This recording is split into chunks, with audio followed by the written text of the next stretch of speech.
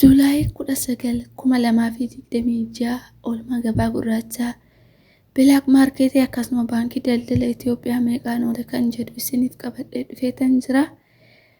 Akkam jirtu hordoftoota yuutuubii kiyyaan lafa jirtanitti nagaa waaqayyo isiniif haa baay'atu. Baga nagaan gara chaanaala kanaa dhuftanii mana kanaaf haaraa warri taatan subscribe, like gochuudhaan akkasumallee hiriyoota keessaniif share godhaa isiniin jechuun jaalladha.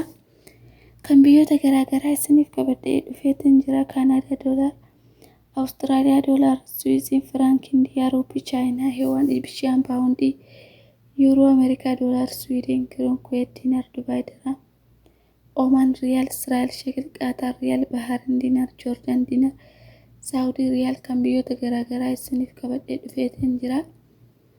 Mana kanaaf warri maatiin taane maatii ta'a isiniin jechuun jaalladha.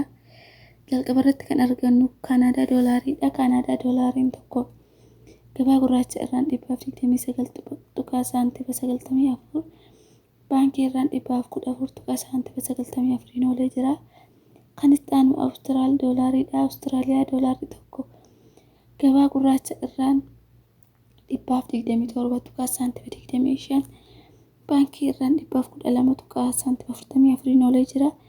Kan itti aanu Swiizii firaankiidha. Swiizii firaankiin tokko gabaa gurraacha irraan 225 saantiima 68, baankii irraan 499 saantiima 52 oolee jira. Kan itti aanu Indiyaa ruupiidha. Indiyaa ruupiin tokko gabaa gurraacha irraan 1.88, baankii irraan 1.67 oolee jira. Kan itti aanu Chaayinaa heewaaniin tokko gabaa gurraacha irraan 26.90, baankii irraan 23.84, akkasuma Ijipshaan paawundiin tokko gabaa gurraacha irraan 3.6, akkasuma baankii irraan 3.1 oolee jira. Yuuroon tokko gabaa gurraacha irraan 208.49, baankii irraan 284.43 oolee jira. Akkasuma Ameerikaa doolaarii tokko gabaa gurraacha irraan 482.29, baankii irraan 461.21 oolee jira. Swiidin kirooniin tokko gabaa gurraacha irraan 18.89, baankii irraan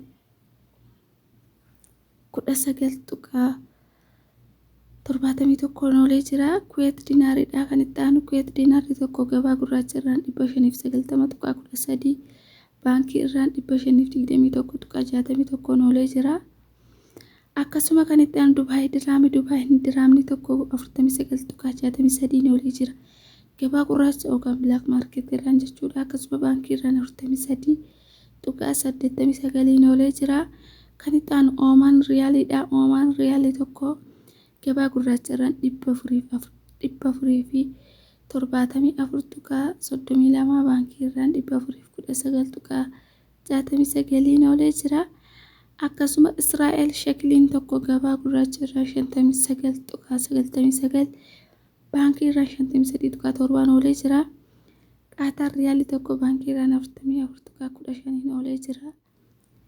Bahaara diinaarri tokko 483.72, baankii irraan 428.2 oolee jira. Akkasuma Joordaan diinaarri tokko gabaa gurraacha irraan 259.11, baankii irraan 227.36 oolee jira.